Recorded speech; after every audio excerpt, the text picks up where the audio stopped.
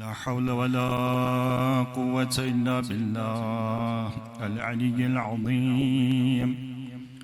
حسبنا الله ونعم الوكيل، نعم المولى ونعم النصير. رب اشرح لي صدري ويسر لي أمري واحلل عقدة من لساني يفقه قولي. أعوذ بالله من الشيطان الرجيم. بسم الله الرحمن الرحيم. الحمد لله رب العالمين والعاقبة لأهل التقوى واليقين، والجنة للمطيعين والنار للملحدين والعاصين. ثم الصلاة والسلام على رسوله الكريم حبيب إله العالمين المخاطب بطه وياسين، الذي سمي في السماء بأحمد وفي الأرضين بأبي القاسم محمد. اللهم صل على محمد وعلى آله الطيبين الطاهرين المعصومين المظلومين، لا سيما بقية الله في العالمين. روحي وأرواح العالمين لتراب مقدمه الفداء، واللعنة الدائمة الأبدية على أعدائهم أجمعين، من أول ظلمهم إلى لقاء يوم الدين. أما بعد، فقد قال حق سبحانه وتعالى في كتابه المحكم وقرآنه المتقن وقوله أحسن. بسم الله الرحمن الرحيم. هو الذي أرسل رسوله بالهدى ودين الحق ليظهره على الدين كله وكفى بالله شهيدا. صلوات پڑھ لیجئے محمد و آل محمد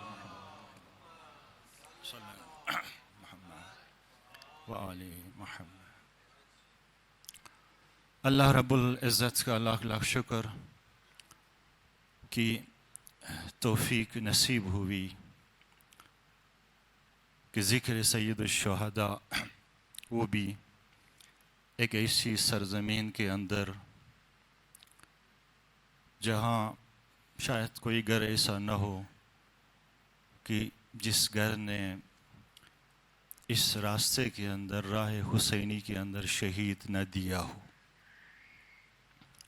ایک شہید پرور قوم اور سرزمین، وہاں پہ ذکر اہل البیت، ذکر امام حسین. اس توفیق کے اوپر اللہ کا بہت لاکھ لاکھ شکر ہے. یہ جو چند مجلسیں چند رات سے آپ کی خدمت میں ہوں، ان مجلسوں میں سورہ فتح کی آیت نمبر 28 جس کی تلاوت کا شرف حاصل کیا، اسی آیت کے محور میں انشاءاللہ ایک خاص موضوع کے اوپر گفتگو ہوگی، اور موضوع کا اعلان آج کی مجلس کے اختتام پہ کر لوں گا. مقدماتی ایک مجلس سے گفتگو ہے، بحث سے آج کی. عزاداری سید الشہداء جب سے اس شکل میں مجالس کا انعقاد ہوا ہے طول تاریخ میں، امام باقر اور امام جعفر صادق علیہم الصلاۃ والسلام کے زمانے سے اس شکل میں جیسے لوگ جمع ہو کے مل کے مجالس برگزار کرتے ہیں اور ذکر اہل البیت، ذکر امام حسین کرتے ہیں، وہاں سے لے کے اب تک طول تاریخ میں دشمنان اہل البیت علیہم السلام، دشمنان دین نے کوشش کی ہے کہ کسی طرح سے عزاداری کے راستے پہ رکاوٹیں کھڑی کرے. پابندیاں لگانے کی کوشش کی گئی، بہت ساری مشکلات کریٹ کرنے کی کوشش کی گئی، لیکن آپ ہسٹری اٹھا کے دیکھیں، تاریخ اٹھا کے دیکھیں تو تاریخ کے کسی بھی حصے کے اندر آپ کو نہیں ملے گا باوجود اس کے کہ دشمنان اہل البیت کی طرف سے بڑی سخت قسم کی رکاوٹیں انہوں نے کھڑی کی تھی، لیکن یہ عزاداری کا سلسلہ کبھی نہیں رکا. لوگوں نے اپنی جانیں دی ہیں، لوگ شہید ہوئے ہیں، قتل ہوئے ہیں، لیکن مجالس سید الشہداء برگزار کرتے رہے ہیں طول تاریخ میں. بڑی کوششیں ہوئی کہ بند ہوں. ایک سال ایران کے اندر انقلاب سے پہلے کی بات ہے، حکومت کی طرف سے پابندی لگ گئی مجالس سید الشہداء کے اوپر. اس وقت جو مرجع تقلید تھے وہ آیت اللہ شیخ عبد الکریم حائری تھے، مؤسس حوزہ علمیہ قوم. یقیناً نام سنا ہوگا آپ نے. بہت افسردہ تھے کیونکہ گورنمنٹ نے پابندی لگائی تھی کہ مجالس برگزار نہیں ہو سکتی. بہت افسردہ تھے، غمگین تھے، پریشان تھے. ایک دن کسی گھر میں سارے علماء کرام جمع تھے، موجود تھے، اور آیت اللہ شیخ عبد الکریم حائری بڑے پریشان حال، افسردہ، غمگین، سر جھکائے، آنکھوں سے آنسو بہہ رہے ہیں، بیٹھے ہوئے. تو ایک عالم دین وہ آگے بڑھا دلاسا دینے کے لیے اور کہا کہ آغا جان آپ کیوں اتنے غمگین ہو رہے ہیں، کیوں اتنے افسردہ ہو رہے ہیں؟ حکومت نے پابندی لگا دی ہے تو کسی واجب کے اوپر تو پابندی نہیں لگائی ہے. عزاداری ایک مستحب عمل ہے، ایک مستحب کام کے اوپر پابندی لگائی اور آپ اتنے افسردہ ہیں، غمگین ہیں، پریشان ہیں. اگر کسی واجب کے اوپر پابندی لگتی ہم سب پریشان ہوتے، کیوں اتنے پریشان ہو رہے ہیں؟ آیت اللہ شیخ عبد الکریم حائری نے ایک جملہ کہا، فرمایا کہ درست سے عزاداری سید الشہداء ایک مستحب عمل ہے، لیکن یہ ایسا مستحب ہے جس نے ہزاروں واجبات کو محفوظ رکھا ہوا ہے. ہزاروں واجبات کو. اگر دین آج ہم تک پہنچا ہے، دین محفوظ اگر رہا ہے اور محفوظ حالت میں یہ منتقل ہوتے ہوئے اگر ہم تک پہنچا ہے تو کس کے ذریعے پہنچا ہے؟ انہی مجلسوں کے ذریعے، اسی عزاداری سید الشہداء کے ذریعے. اسی کے ذریعے دین محفوظ بھی رہا ہے طول تاریخ میں، اور نسل در نسل دین منتقل. ہم نے اگر دین کے بارے میں کوئی آگاہی حاصل کی ہے تو کہاں سے کی ہے؟ ہم نے کسی یونیورسٹی میں جا کے، کسی کالج میں جا کے، کسی درسگاہ میں جا کے ہم نے دین نہیں سیکھا. دین اگر ہم نے لیا ہے تو انہی مجالس سے لیا ہے، مجالس سید الشہداء. یہیں سے ہم نے دین لیا، ادھر سے سیکھا. اگر محبت اہل البیت ہمارے دلوں کے اندر ہے تو وہ بھی اسی عزاداری سید الشہداء انہی مجالس کی مرہون منت سے. لہذا کوششیں ہوئی پابندیاں لگانے کی، اور کچھ اپنے نادان اور جاہل قسم کے لوگ انہوں نے بھی طول تاریخ میں کوشش کی مختلف قسم کے شبہات ایجاد کرنے کی عزاداری کے حوالے سے، کہ جی عزاداری میں آپ اتنے نظر و نیاز اور تبرکات میں اتنا مال پیسہ خرچ کرتے ہو، کیوں نہیں اسے کسی فلاحی کام میں خرچ کرتے ہو؟ بہت ساری کوششیں ہوئی ہر طرح سے عزاداری کو کمرنگ کرنے، کمزور کرنے، اور جس ہدف کے لیے عزاداری ہونی چاہیے تھی اس ہدف سے لوگوں کو ٹریک سے ہٹانے کے لیے ہر طرح کی کوششیں ہوئی. لیکن جو صحیح معنوں میں حسینی ہیں، جو عاشق حسین ہیں، جو مولا حسین کے اوپر اپنی جانیں قربان کرنے کے لیے تیار، ہر وقت آمادہ، انہوں نے ان شبہات کا بھی مقابلہ کیا، محفوظ رکھنے کی کوشش کی عزاداری کو ہر طرح سے. تو لہٰذا یہ جو مجالس سید الشہداء منعقد ہوتی ہیں خاص طور پر محرم سفر کے اندر، ان 2 مہینوں میں، اور ربیع الاول کے بھی شروع کے کچھ دن. کیا ہدف ہونا چاہیے؟ ذرا توجہ کریں، غور سے سنیں. ان مجالس کا کیا ہدف ہونا چاہیے؟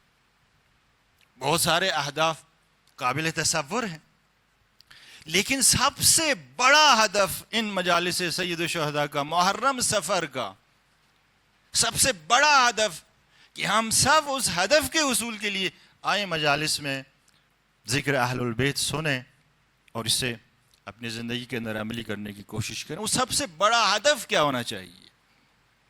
دیکھیں، امام جعفر صادق علیہ السلام نے فضیل بن یسار، امام کے صحابی میں سے ایک صحابی ہیں،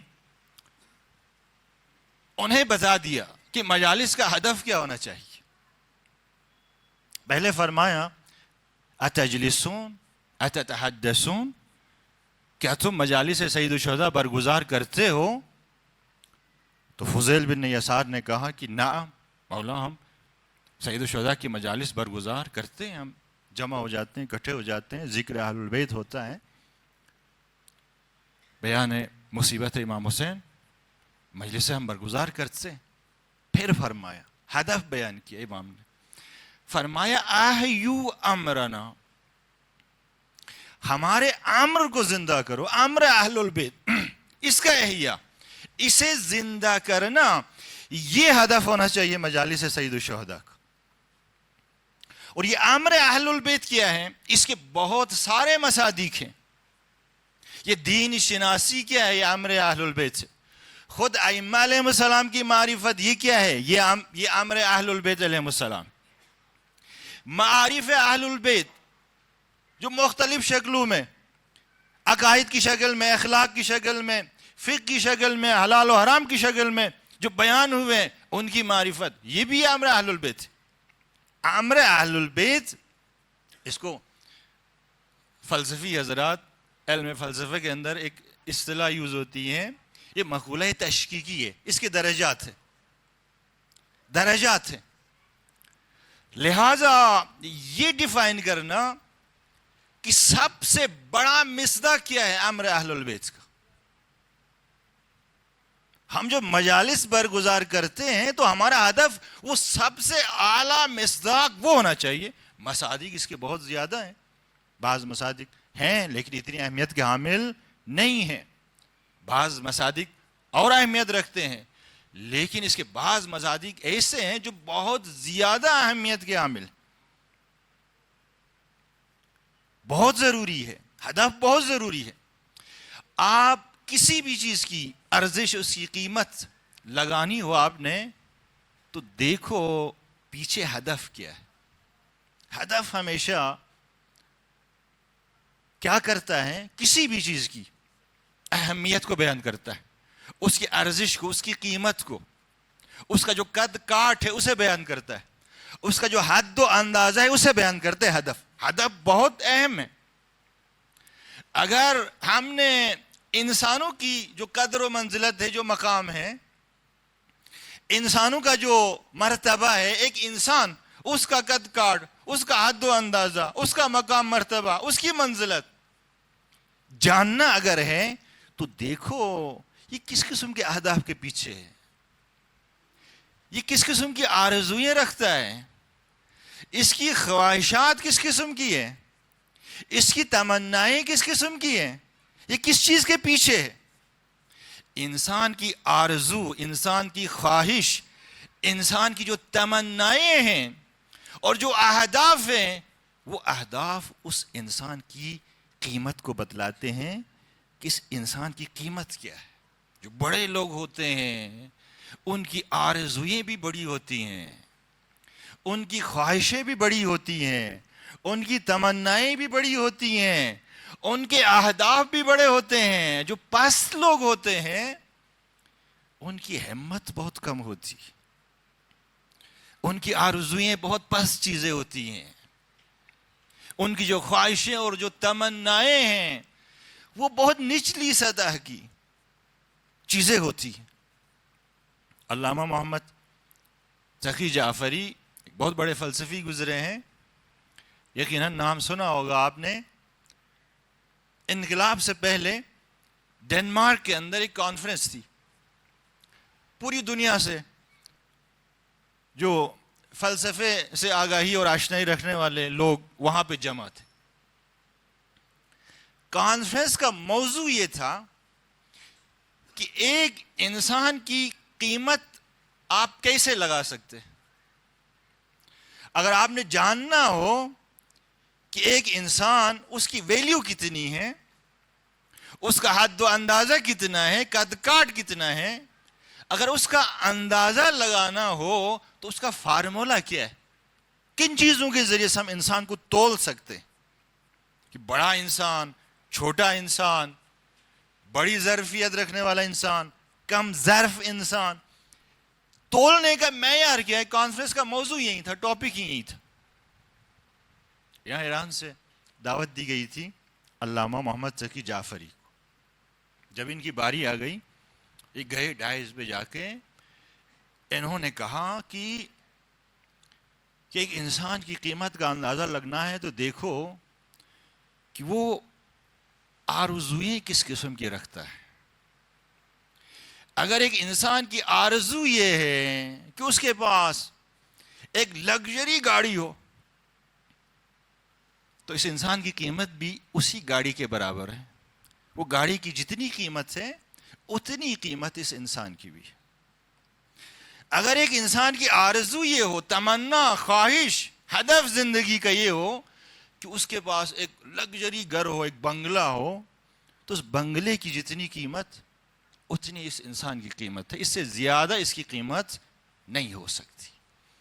لیکن اگر ایک انسان کی آرزو، اس کی تمنا، اس کی خواہش، اس کا ہدف خدا ہو،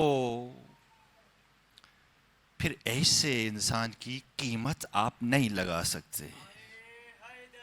یا علی، ایسے انسان، اس کی قیمت نہیں لگائی جا سکتی۔ کیوں نہیں لگائی جا سکتی؟ اس لیے کہ خداوند متعال بے نہایت عظمتوں کا مالک ہے، ابوہت کا مالک ہے، وہ نامحدود ہے۔ کیا خدا کی کوئی قیمت لگا سکتا ہے؟ خدا کی کوئی قیمت نہیں لگائی جا سکتی۔ جس کی آرزو خدا ہو، جس کی تمنا، خواہش، ہدف زندگی کا خدا ہو، پھر ایسی انسان کی قیمت نہیں لگائی جا سکتی۔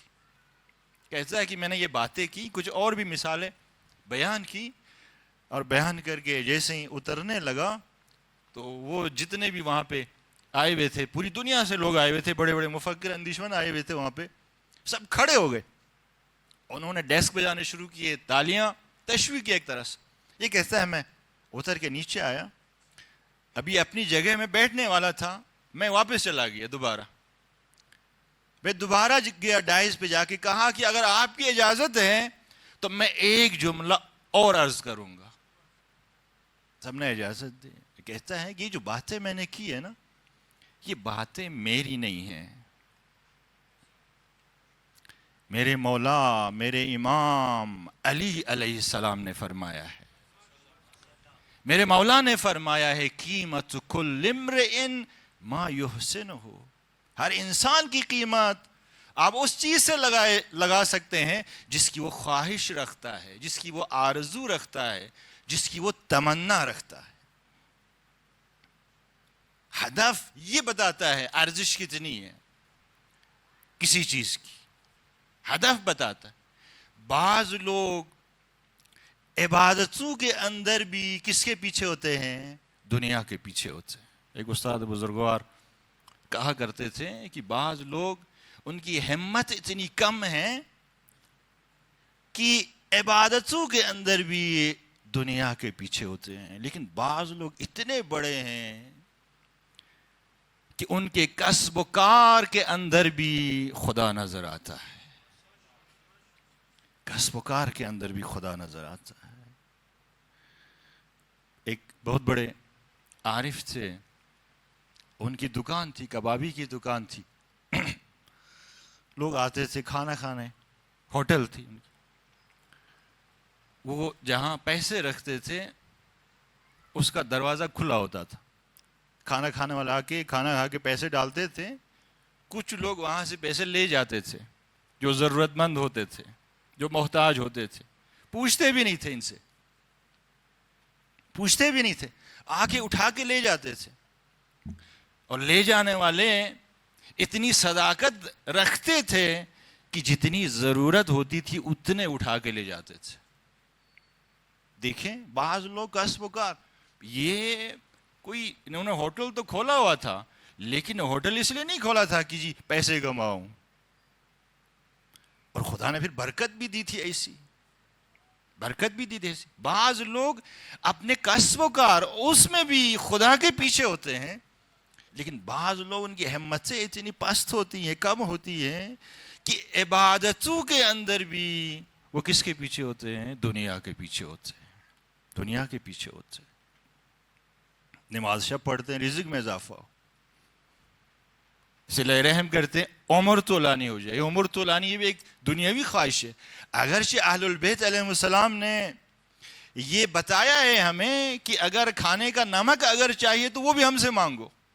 میں یہ نہیں کہتا کہ یہ دنیا مانگنا اہل البیت علیہ السلام سے یہ کوئی بری چیز ہے، نہیں، بری چیز نہیں ہے. اگر بری چیز ہوتی تو اہل البیت علیہ السلام ہمیں نہیں بتاتے، خود اہل البیت علیہ السلام نے بتایا. اگر آپ کو رزق کا مسئلہ ہے، دو نماز شب پڑھ لو، طولانی عمر چاہتے ہو صلہ رحم کر لو، خود اہل البیت نے بتا دی ہے. لیکن یہ کہ دنیا کے اوپر ہی نظریں جمی رہیں، یہاں سے اوپر نہ جائیں، یہ بری چیز ہے. یہ بری چیز کہ نگاہیں دنیا سے اوپر نہ جائیں، اٹکی رہیں اسی کے اوپر. امام کو بھی اگر پکاریں بلائیں تو کس کے لیے؟ دنیا کے لیے. دنیا کو محور بنانا یہ بری چیز ہے، لیکن دنیا خدا سے مانگنا، دنیا اہل البیت سے مانگنا یہ بری چیز نہیں ہے. خود اہل البیت علیہ السلام نے ہمیں بتایا ہے، نصیحت کی ہے. بہت ساری روایت ہیں اس حوالے سے، بہت ساری روایت ہیں اس حوالے سے. تو بعض لوگ ہمتیں پست ہوتی، کم ہوتی ہیں، دنیا کو ہی ہدف بنایا ہوا ہوتا.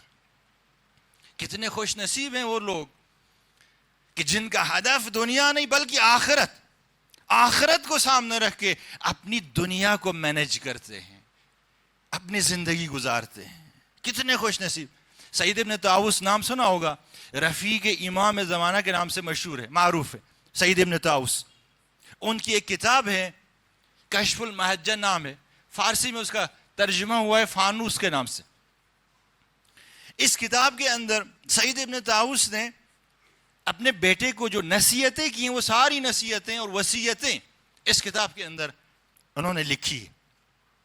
بیٹا تھا ان کا محمد کو جو وصیتیں کی، وصیت کرتے ہوئے کہتے ہیں کہ محمد، دیکھیے یہ بات جو ابھی سعید ابن طاؤس کی نقل کر رہا ہوں، یہ سعید ابن طاؤس جیسے لوگ ہی ایسی باتیں کر سکتے ہیں. کوئی اور اگر اس قسم کی بات کرتا شاید ہم باور نہ کرتے، یقین نہ کرتے. سعید ابن طاؤس کہتا ہے کہ بیٹا محمد، اگر یہ کل دنیا، پوری دنیا وما فیہا، جو کچھ ہے اس دنیا، اس کل دنیا کو آپ کے بابا کے ایک ہاتھ میں اگر لا کے کوئی رکھ دے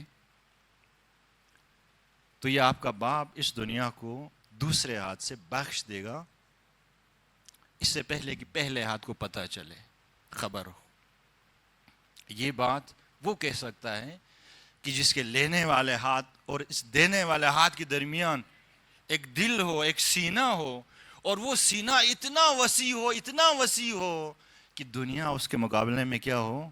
بے ارزش ہو، اس کی کوئی قیمت نہ ہو. وہ ایسی باتیں کر سکتا ہے کہ اگر اس ہاتھ میں دنیا رکھے تو دوسرے ہاتھ سے بخش دوں گا، اس پہلے ہاتھ کو پتہ بھی نہ چلے. آخرت کو سامنے رکھ کے دنیا کو مینج کرنا، ہدف آخرت. شیخ مرتضیٰ زاہد بہت بڑے عارف گزرے، یقیناً نام سنا ہوگا آپ نے. یہ تہران کی ایک مسجد میں نماز پڑھاتے تھے، اور نماز کے بعد روزانہ روٹین سے ایک درس اخلاق دیتے تھے، کوئی 10-15 منٹ، اور کچھ فقہی احکام بیان کرتے تھے. ایک دن ایک فقہی مسئلہ بیان کیا، اور بیان کرنے کے بعد گھر چلے گئے. جا کے کتاب کھول کے انہوں نے دیکھی تو پتہ چلا کہ مسئلہ غلط بیان کیا ہے، صحیح بیان نہیں کیا. کہتے ہیں اسی وقت گھر سے نکلے. اب اس زمانے میں آج سے کوئی 50-60 سال پرانی بات ہے کہ بہرحال جس محلے میں مسجد تھی اور جو نمازی مسجد میں آتے تھے نماز پڑھنے کے لیے ان کے گھروں کو جانتا تھا. تو کہتے ہیں کہ ایک ایک نمازی کے گھر گئے، دروازہ کھٹکھٹایا، بلایا اور بلا کے بتایا کہ مسجد میں جو مسئلہ، فقہی مسئلہ جو میں نے بیان کیا تھا وہ میں نے غلط بیان کیا تھا. ایک نمازی کا گھر ذرا کافی دور تھا، رات کے آدھے پہر تقریباً وہاں پر پہنچے، دروازہ کھٹکھٹایا، وہ نمازی باہر نکلا. شیخ مرتضیٰ زاہد کو دیکھ کے حیران ہو گیا کہ شیخ اس وقت یہاں پہ رات کے اس اندھیرے میں اس پہ ہے. شیخ مرتضیٰ زاہد نے کہا کہ جو نماز کے بعد جو میں نے مسئلہ فقہی بیان کیا تھا وہ میں نے غلط بیان کیا تھا، صحیح مسئلہ یہ بتانے آیا. وہ نمازی کہنے لگا آغا جان کیا ضرورت تھی رات کے اس پہر اٹھ کے آنے کی؟ کل مسجد میں آ جاتے اور آ کے نماز کے بعد بتا دیتے کہ کل جو مسئلہ میں نے بیان کیا تھا وہ صحیح بیان نہیں کیا تھا، وہ غلط بیان کیا تھا. وہ آج اس رات کے اس پہر میں یہاں آ کے بیان کرنے کی کیا ضرورت تھی؟ اتنی کیا جلدی تھی آپ کو؟ شیخ مرتضیٰ زاہد نے ایک جملہ کہا کہ شاید ممکن ہے میرے لیے جلدی نہ ہو، آپ کے لیے جلدی نہ ہو، ممکن ہے ملک الموت کے لیے جلدی ہو. ملک الموت کے لیے جلدی ہو، وہ مجھے کل تک کی مہلت نہ دیں، وہ مجھے کل تک کی فرصت نہ دے، میری جان نکال لیں، میں نے مسئلہ غلط بیان کیا. دیکھیں جن کی نگاہوں میں آخرت ہوتی ہے، جن کا ہدف آخرت ہوتا ہے، وہ پھر اپنی دنیا کو کس طرح مینیج کرتے؟ اپنی ہر چیز اس کے اندر رضائے پروردگار آخرت مد نظر ہوتی. تو ہمت کو بلند کرنے کی ضرورت ہے. اہل البیت علیہ السلام آئے ہیں، کس لیے آئے ہیں؟ ہماری ہمت کو بلند کرنے کے لیے آئے ہیں، ہماری آرزوؤں کو متعالی کرنے کے لیے آئے ہیں، ہماری جو خواہشات اور تمنائیں ہیں انہیں رنگ خدائی دینے، بوئے خدائی دینے آئے. اہل البیت اسی لیے آئے. مقابلے میں جو شیطان اور شیطانی مشینری ہے اس کی پوری کوشش ہوگی کہ انسان کا سر ہمیشہ نیچے کی طرف ہی جھکا رہے، اسی دنیا کی طرف، سر اٹھا کے اوپر خدا کی طرف کبھی نہ دیکھے. پوری کوشش ہوگی. اسی لیے آپ دیکھیں ہم اکثر اسی دنیا کے پیچھے لگے ہوتے ہیں، صبح شام اسی کے پیچھے. اچھا موبائل ہے تو ایک اور موبائل کے پیچھے لگے ہوتے ہیں کہ جی ماڈل ذرا لیٹسٹ ہو، اچھا ہو. گھر ہے پہلے سے لیکن اس پر ہم راضی نہیں رہتے کہ جی کوئی اور بڑا گھر ہو. شیطان اور شیطانی مشینری وہ ہمارے اندر ایسی کاذب آرزوئیں اور تمنائیں اور خواہشیں ایجاد کرتی ہیں، پھر ہم انہی خواہشوں کو پوری کرنے کے لیے اپنا پورا دن رات ایک کر لیتے ہیں، اپنی زندگی صرف کر دیتے ہیں. اور اینڈ پہ جب دیکھتے ہیں تو ہاتھ خالی ہیں، دامن خالی ہے، پوری زندگی گزار دی. شیطان کی کوشش ہوتی ہے کہ انسان کے پاس جو چیز ہے اس پر راضی نہ رہے. یہ بہت اہم ہے کہ جو ہے ہمارے پاس ہم اس پہ راضی رہیں. جب راضی رہیں گے تو خدا اور دے گا، جب راضی ہی نہیں رہیں گے تو خدا کیوں دے گا؟ خدا دیکھتا ہے ظرفیت کو کہ بندے کے پاس کتنی ظرفیت، سنبھالنے کی ظرفیت ہے یا نہیں ہے. کوئی بھی نعمت پروردگار عالم ہمیں دیتا ہے تو اس نعمت کے بدلے میں ہمیں خدا کا شکر ادا کرنا چاہیے. خدا جب دیکھتا ہے اتنے نعمتیں میں دے رہا ہوں بندہ شکر ہی نہیں کرتا تو پھر خدا کیسے دے گا؟ ظرفیت بڑھانے کی ضرورت ہے تاکہ خدا اس کی عطا میں تو کسی چیز کی کمی نہیں ہے نا. وہ تو بے نہایت عطا کرنے والی ذات ہے، خدا کی ذات. یہ ہمارے اندر ظرفیت نہیں ہوتی، اسی لیے بسا اوقات خدا میں دیتا نہیں ہے اور ہم اسی دنیا کے پیچھے صبح شام ایک کر کے گھومتے رہتے ہیں اور اینڈ پہ ہمارا ہاتھ کچھ نہیں لگتا.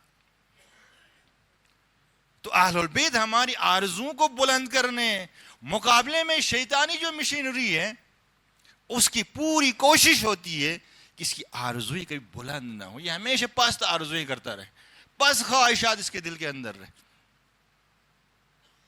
لہذا اپنے آرزوؤں کو متعالی بنانے کی ضرورت ہے. بعض لوگ دنیا کے پیچھے، بعض لوگ آخرت کے پیچھے ہیں، لیکن بعض لوگ ہیں جنہیں نہ دنیا چاہیے ہوتی ہے، نہ انہیں جنت کی لالچ، بلکہ ان کی نگاہوں میں کیا ہوتا ہے؟ خود مولا، خود خدا. وہ امام زمانہ کو بھی پکارتے ہیں تو دنیا کے لیے نہیں پکارتے، وہ امام زمانہ کو بھی پکارتے ہیں تو بہشت کے لیے نہیں پکارتے. کس لیے پکارتے؟ خود امام زمانہ کو. مولا مجھے آپ چاہیے، بس آپ راضی ہوں. ہم اپنی زندگی کو یوں مینیج کر، دیکھیں کتنا فرق کرتا ہے. ایک ہدف دنیا، ایک ہدف آخرت. ایک نہ دنیا ہدف ہے نہ آخرت ہدف، کون؟ خود مولا ہدف ہے. دیکھیں جس نے ہدف مولا کی رضا کو قرار دیا ہو، کیا اسے بہشت نہیں ملے گی؟ یقیناً ملے گی. کیا اسے دنیا نہیں ملے گی؟ دنیا بھی ملے گی. لیکن جو صرف دنیا کے پیچھے ہو، کیا اسے بہشت ملے گی؟ کیا اسے مولا ملے گا؟ نہیں ملے گا. ہمتوں کو بلند کرنے کی ضرورت ہے، اپنی نیتوں کے اندر وسعت لانے کی ضرورت ہے، اپنے جو اہداف ہیں ان اہداف کے اندر بہتری لانے کی ضرورت ہے کہ اس مرحلے تک پہنچ جائیں کہ ہمارے لیے صرف بس مولا کی رضا. بہشت ملتی ہے نہیں ملتی ہے اس کی کوئی پرواہ نہیں. سید کریم کفاش، یقیناً نام سنا ہوگا آپ نے، کئی دفعہ ملاقات ان کی ہوئی ہے امام زمانہ سے. ایک ملاقات میں امام نے سید کریم کفاش کو اس کی جگہ دکھائی بہشت کے اندر، اس کی جگہ دکھائی. تو سید کریم کفاش انہوں نے کہا کہ مولا یہاں آپ بھی ہوں گے؟ تو مولا امام زمانہ نے کہا نہیں، میں یہاں نہیں ہوں گا، یہ میری جگہ نہیں ہے. تو سید کریم کفاش کہتا ہے مولا میں اس بہشت سے کیا کروں گا جس کے اندر آپ نہیں ہوں گے؟ مجھے نہیں چاہیے وہ بہشت، میری بہشت تو آپ ہے، مجھے تو آپ چاہیے. یہ کامل الزیارات کے اندر ایک حدیث ہے، یہ حدیث شاید آپ لوگوں نے سنی ہوگی، اکثر علماء کرام اس حدیث کو بیان کرتے ہیں ممبروں سے، کہ ابن کلوی ان کی ایک کتاب ہے کامل الزیارات، بہت ہی نام مطالب اس کتاب کے اندر زیارات کے حوالے سے بیان ہوئے ہیں. ایک حدیث انہوں نے نقل کی ہے، اس حدیث میں معصوم فرماتے ہیں کہ قیامت کے دن ایک گروہ ہوگا جو امام حسین کے گرد جمع ہوگا. امام حسین کے گرد جمع ہوگا، ان کے لیے جنت تیار کی جائے گی اور جنت سے حوریں اور قصور اور غلمان وہاں سے آوازیں دیں گی کہ آپ کے لیے جنت تیار ہو چکی ہیں، تشریف لائیں. تو حدیث کے جملے ہیں فما یرفعون رؤوسہم، وہ سر اٹھا کے بھی نہیں دیکھیں گے. وہ اس قدر امام حسین کے اندر، امام حسین کا جو جلوہ ہے، جو نور امام حسین اس کے اندر اتنے ماہو ہوں گے کہ فما یرفعون رؤوسہم، سر اٹھا کے بھی نہیں دیکھیں گے. یہ قرآن کی 2 آیتیں ہیں. ایک آیت کا مطلب تو سمجھ آتا ہے، دوسری آیت کا مطلب سمجھ نہیں آتا.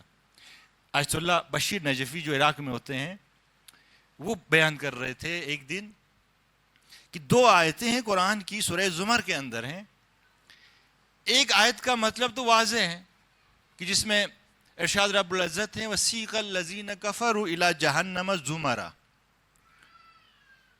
کہ کچھ لوگوں کو جو کافر ہوں گے انہیں جہنم کی طرف زبردستی لے جایا جائے گا، کھینچ کے لے جایا جائے گا اور پھینکا جائے گا جہنم کے اندر.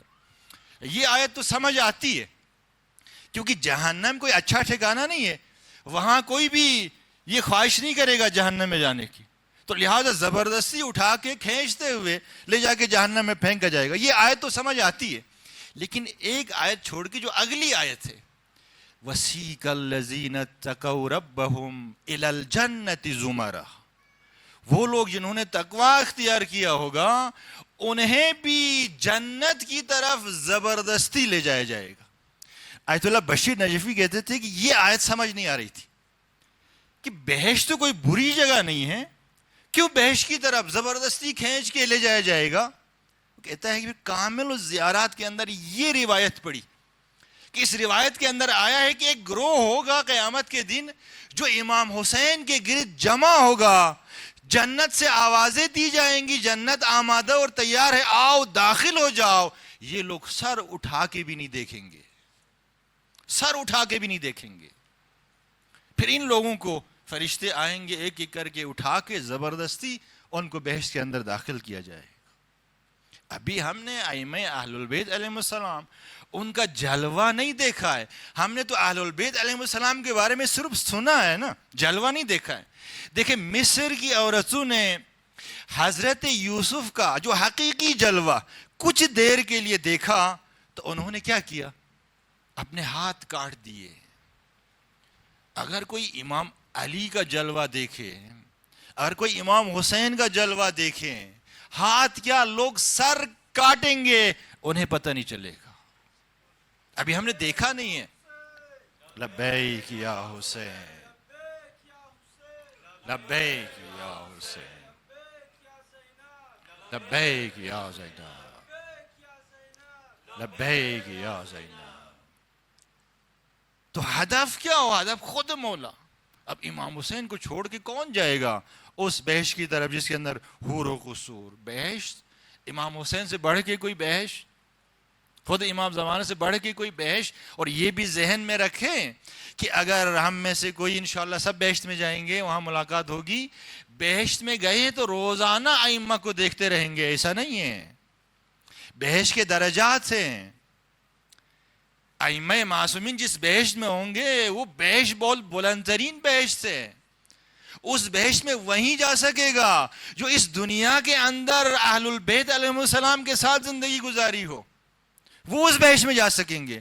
روایات کے جملے ہیں کہ بہشت کے اندر بعض لوگ روزانہ آ کے اہل البیت علیہ السلام سے ملاقات کریں گے، بعض لوگوں سے ہفتے میں ایک دن، بعض لوگوں سے مہینے میں ایک دن، بعض لوگوں سال میں ایک دن، بعض لوگوں سے ہزاروں سال بعد کچھ دیر کے لیے، کچھ لمحوں کے لیے آئیں گے اور آ کے ائمہ ملیں گے اور چلے جائیں گے.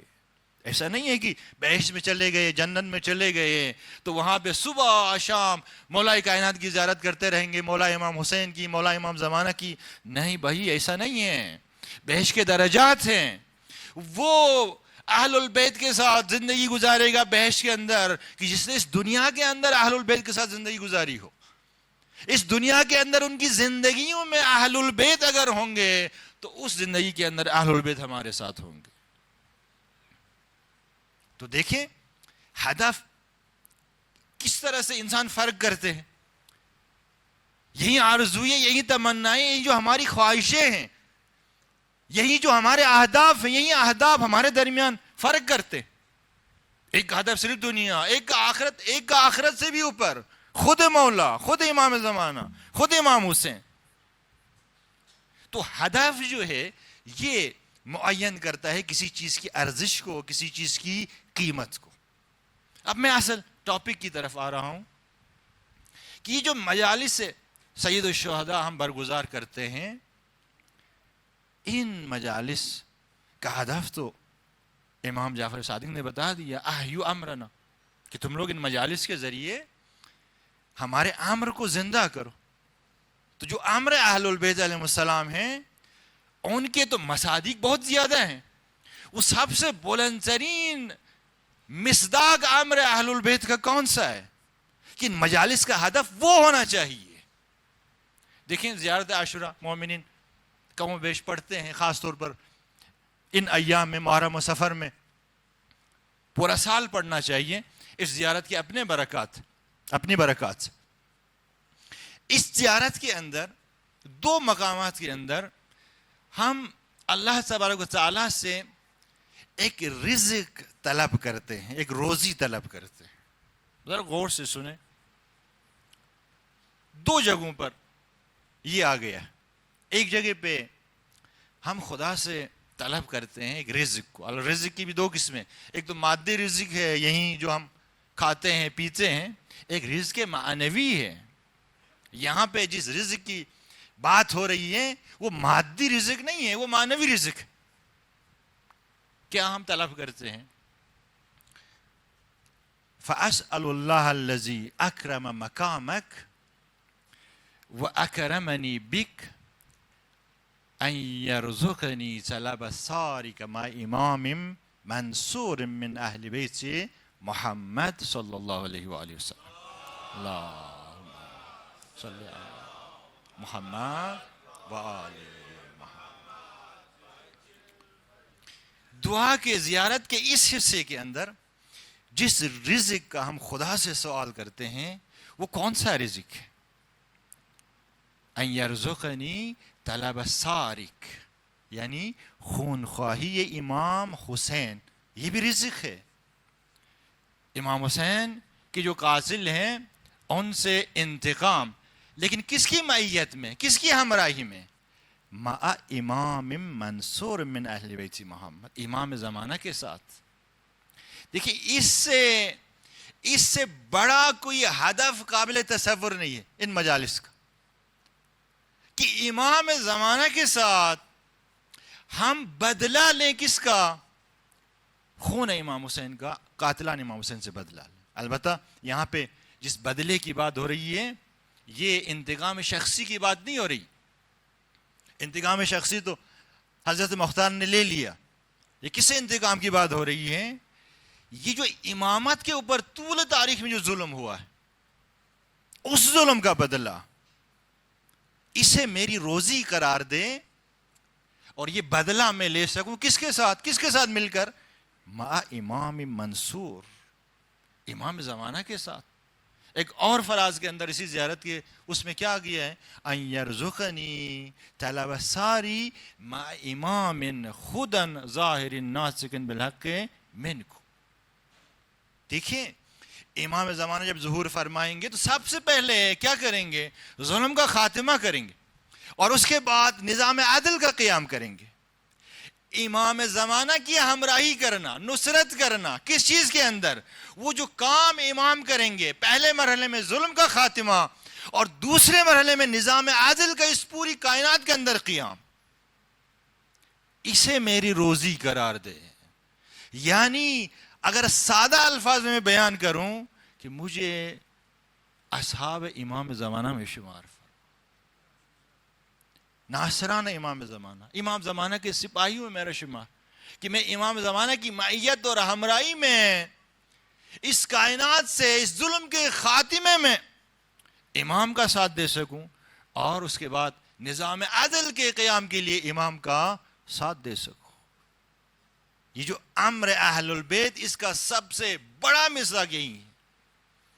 یہ مجالس زمین ساز ہونی چاہیے امام زمانہ کے ظہور کے لیے.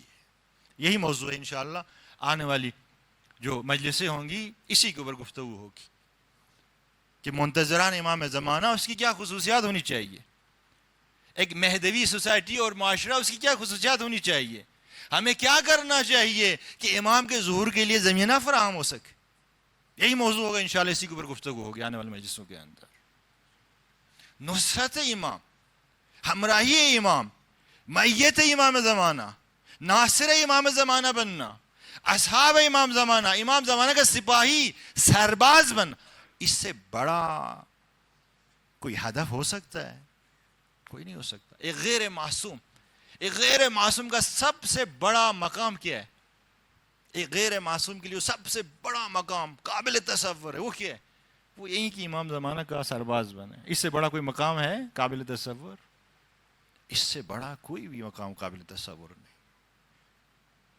احیاء امر اہل البیت, مجالس, یہ جو سار اللہ ہے, جو خون خدا ہے, یہ ہمیں پہنچائے, قریب کرے. کس کے قریب کرے؟ بقیت اللہ, اس کے قریب کرے. یہ جو مجالس حسینی ہے یہ زمینہ ساز بنے امام کے ظہور کے لیے, تاکہ امام ظہور کریں, ظلم کا خاتمہ اور عدل کا قیام ہو اس پوری کائنات کے اندر. دیکھیے یہی سبق ہمیں اصحاب امام حسین نے دیا. اصحاب امام حسین نے اپنا سب کچھ خرچ کیا. کس کے اوپر؟ امام حسین کے اوپر. امام حسین کو اپنے اوپر خرچ نہیں کیا, خود کو خرچ کیا. آج ہم خود کو خرچ نہیں کرتے ہیں لیکن امام کو خرچ کرتے ہیں. امام کو بھی پکارتے ہیں تو کس لیے پکارتے ہیں؟ اپنی دنیا کے لیے. مولا یہ مشکل ہے, مولا رزق میں کمی ہے, گھر کا مسئلہ ہے, شادی کا مسئلہ ہے, بیماری ہے. شہدائے کربلا نے یہ درس نہیں دیا. شہدائے کربلا نے اپنا سب کچھ قربان کیا اپنے زمانے کے امام کے اوپر.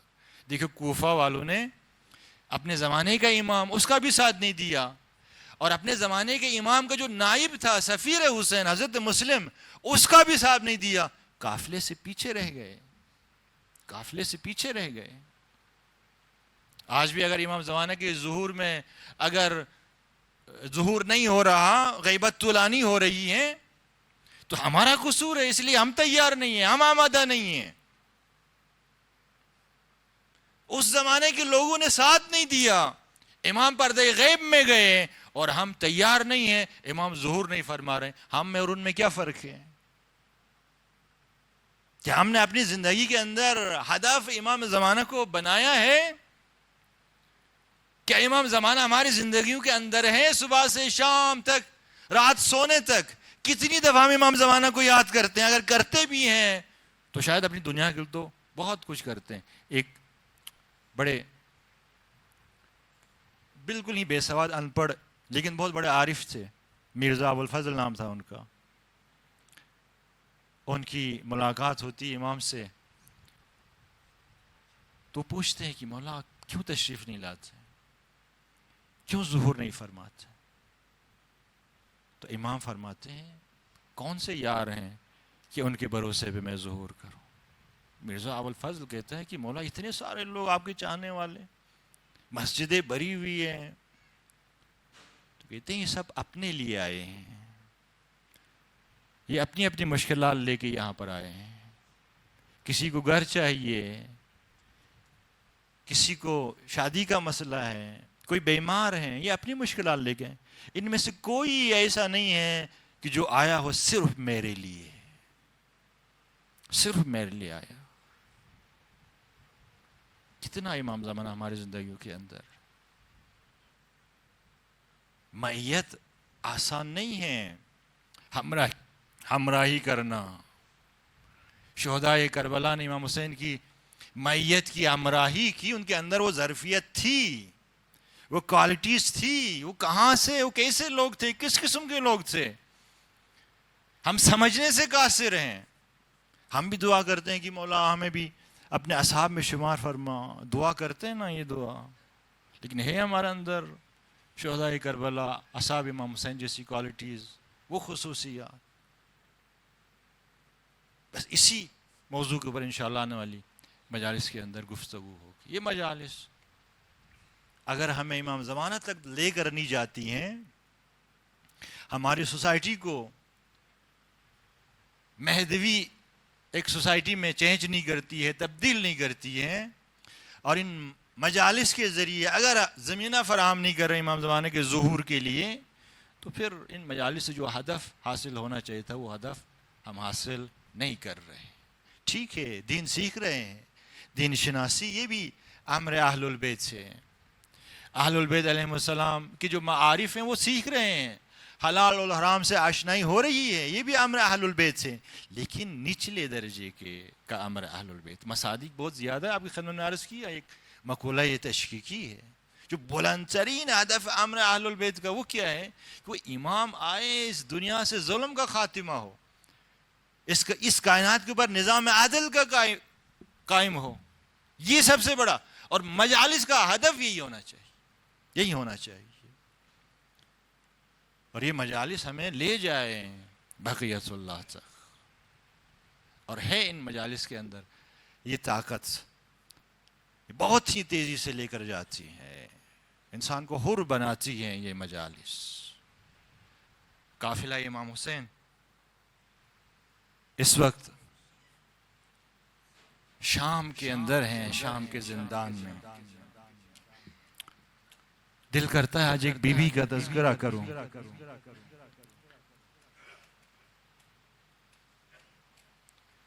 بہت دکھی بیوی ہے،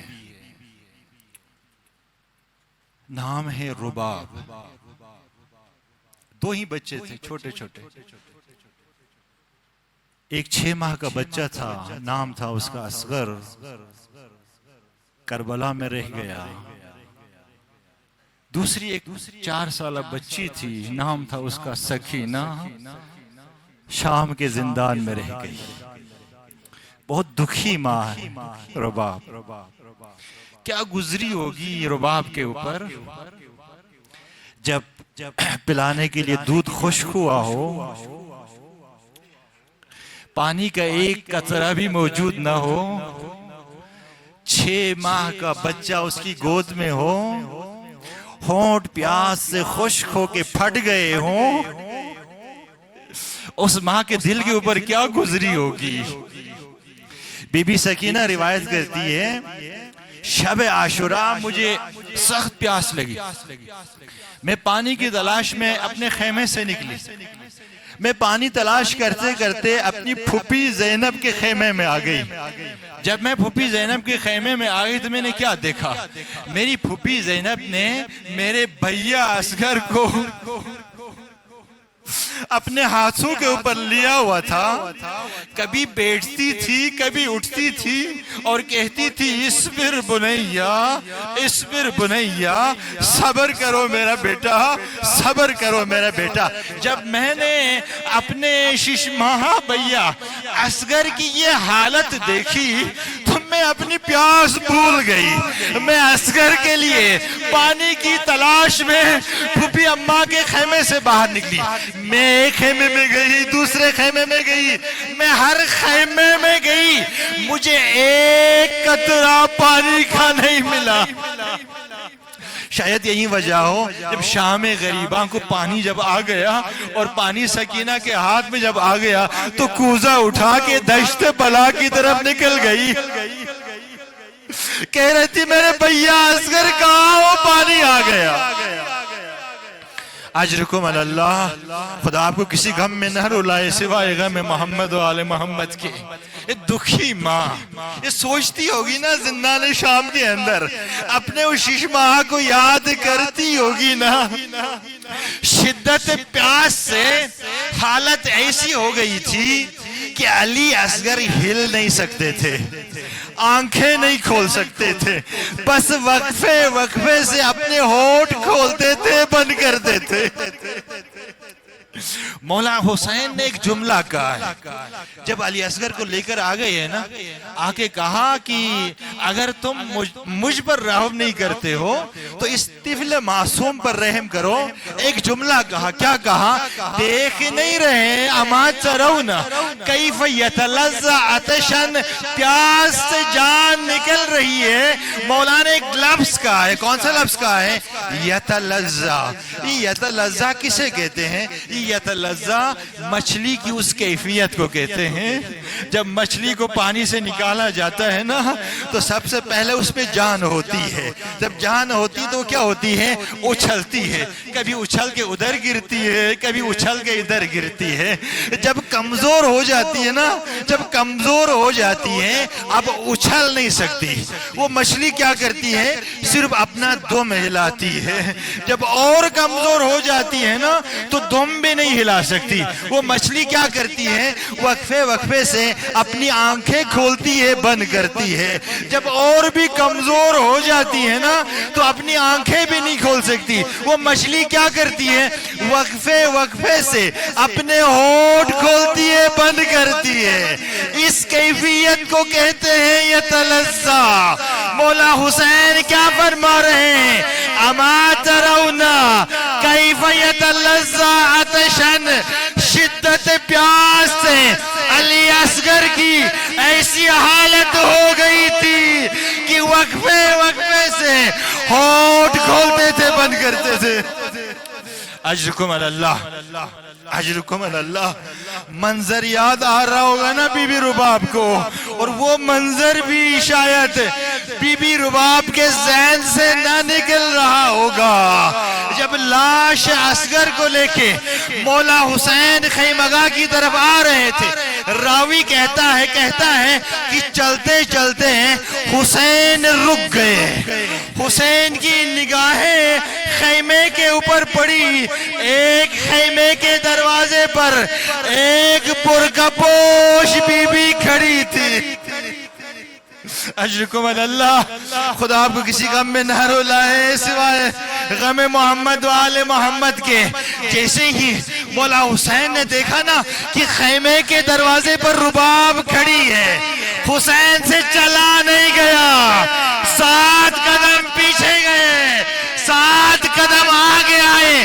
مجھے نہیں معلوم اس طفل بیشیر کی لاش کو کس طرح حسین نے اس کی ماں کے حوالے کیا ہوگا۔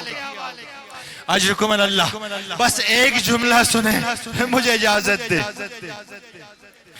یاد کر رہی ہوگی بی بی رباب، بڑی دکھی ماں ہے رباب، جب اسیر کر کے لے گئے ہیں نا کربلا سے کوفہ، کوفہ سے شام، اس پورے سفر کے اندر بی بی رباب کی نظروں کے اندر علی اصغر کا کٹا ہوا سر نوکے سنا کے اوپر، جب اپنے ششمائے کا کٹا ہوا سر دیکھتی ہوگی، اس ماں کے دل کے اوپر کیا گزرتی ہوگی؟ یہی کہتی ہوگی نا، علی اصغر تیری عمر کے بچے تو ماں کی گود کی زینت ہوتے ہیں، یہ تو کہاں نوکے سنا کے اوپر۔ یہی کہتی ہوگی نا، علی اصغر اگر میرا بس چلتا میں تجھے نوکے سنا سے اتارتی، تجھے اپنے سینے سے لگاتی، وہ تیرے چہرے کے اوپر لگا ہوا خون صاف کرتی، میں تیرے ہونٹوں کا بوسہ لیتی۔